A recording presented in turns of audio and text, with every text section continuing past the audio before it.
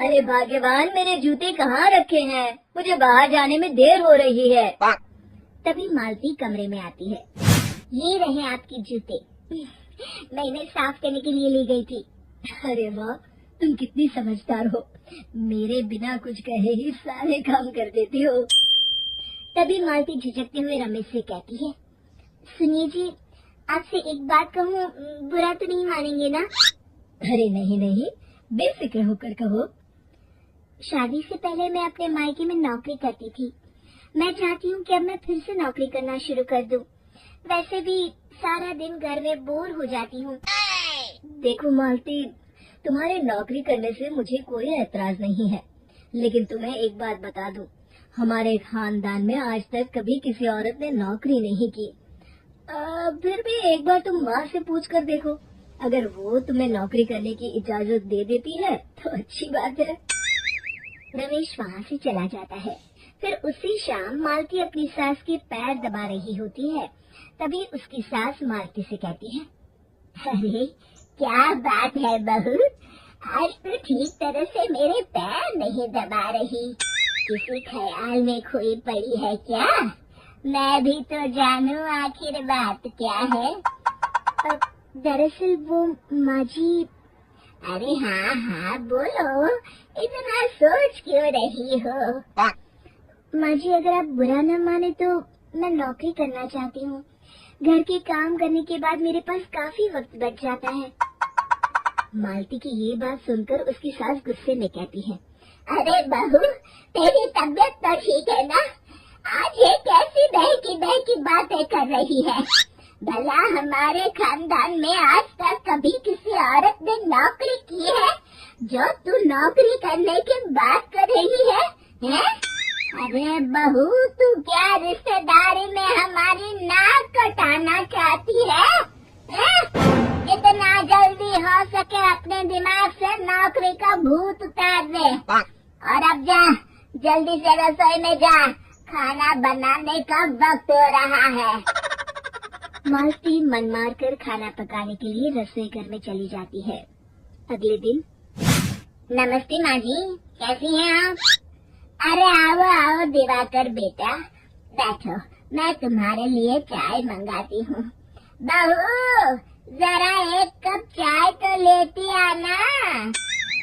फिर दिवाकर एक फाइल खोलकर मालती की सास के सामने रख देता है। ये देखिए माँ जी, ये है पिछले महीने का हिसाब और ये रहे मुनाफे के रुपए। एक बार हिसाब देख लीजिए और इन कागजों पर अपने दस्तखत कर दीजिए। अरे दिवाकर बेटा, मैंने भला आज तक कभी तेरा हिसाब देखा है जो अब देखूंगी? ला बता, कहाँ दस्तखत करूं? तभी मालती चाय लेकर वहाँ आ जाती है और अपनी सास को बिना कागजातों को पढ़े इस तरह लापरवाही से दस्तखत करते हुए देखकर हैरान रह जाती है। अच्छा माली, अब मैं चलता हूँ, फैक्ट्री में बहुत काम है। फिर दिवाकर वहाँ से चला जाता है। कुछ दिनों बाद मालती बाजार में कुछ सामान खरीद रही होती है। तभी एक बूढ़ा आदमी उसे आवाज देता है, अरे मालती बेटी, कैसी हो? मुझे पहचाना? मैं तुम्हारी कंपनी में मुनीम का काम करता हूँ। हाँ चाचा जी, मैं आपको बिल्कुल पहचानती हूँ। कहिए, कैसे हैं आप? मैं तो ठीक हूँ, कंपनी में कुछ भी ठीक नहीं चल रहा, यहाँ तक कि हमें ठीक वक्त पर तनख्वाह भी नहीं मिलती। ये आप क्या कह रहे हैं? अब क्या बताऊँ, आप लोग तो कभी हिसाब किताब देखने दफ्तर आते नहीं। मेरी मानो तो एक बार आप लोग दफ्तर आकर सारा हिसाब किताब देख लो, आपको असलियत पता चल जाएगी। अच्छा बेटी, अब मैं चलता हूँ, देर हो रही है। फिर वो बूढ़ा वहाँ से चला जाता है। वहीं दूसरी तरफ मालती घर पहुँचकर अपनी सास को सारी बात बताती है। तभी वहाँ रमेश भी आ जाता है, लेकिन मालती की सास मालती की किसी भी बात पर विश्वास नहीं करती। तभी रमेश कहता है, अरे माँ, बिना आग के कभी धुआं नहीं उठता। जब मालती इतना कह रही है तो हमें एक बार दफ्तर चलकर देख लेना चाहिए। वैसे भी हम लोग काफी दिन से अपने दफ्तर नहीं गए हैं।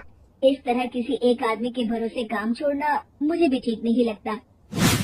अगले दिन वे सभी अपने दफ्तर पहुंचते हैं और सीधे दिवाकर के कैबिन में जाते हैं। अचानक सबको एक साथ देखकर दिवाकर चौंक जाता है। अरे माँ जी, आप सब लोग अचानक यहाँ कैसे आ गए? अगर कुछ काम था तो मुझे एक फोन कर दिया होता, मैं आपके घर आ जाता। तभी मालती की सास कहती है, अरे दिवाकर बेटा, आज मैं हिसाब देखने दफ्तर आई हूँ। जरा मुझे पिछले 6 महीनों का हिसाब दिखाना तो बेटा। दिवाकर घबराते हुए हिसाब की फाइल मालती की सास को देता है। मालती की सास फाइल लेकर मालती को देती है और कहती है, ले बहू, देख ले हिसाब। मालती फाइल को बड़े गौर से देखती है और अगले ही पल उसे सारी गड़बड़ी समझ में आ जाती है। वो अपनी सास से कहती है, माँ जी, मुनीम चाचा बिल्कुल सही कह रहे थे। हमारी कंपनी में पिछले 6 महीनों में जितना मुनाफा हुआ है, हमें उसका आधा पैसा भी नहीं मिला। यूँ समझ लीजिए कि 1 रुपये में सिर्फ चवन्नी ही हमारे हाथों में आई है। मालती की बातें सुनकर मालती की सास गुस्से से दिवाकर को पूछती है, क्यों दिवाकर, मेरी बहू जो कह रही है वो सच है? दिवाकर समझ जाता है आज उसका भांडा फूट चुका है। वो गिड़गिड़ाते हुए कहता है, मुझे माफ कर दीजिए माँ जी, मैं पैसों के लालच में अंधा हो गया था। अरे वाह दिवाकर, तू तो एक नंबर का चोर निकला। इतने दिनों से मैं तुझ पर आंख बंद करके भरोसा करती रही और तू मुझे ही चुना लगाता रहा। अभी के अभी निकल यहाँ से और दोबारा अपनी शक्ल मत दिखाना। दिवाकर वहाँ से भाग जाता है। मालती की सास मालती को शाबाशी देते हुए कहती है, बहू, आज मैं समझ गई कि पढ़ाई लिखाई हमारी जिंदगी में कितनी जरूरी है। मैं बहुत किस्मत वाली हूँ जो मुझे तुझ जैसी बहू मिली है।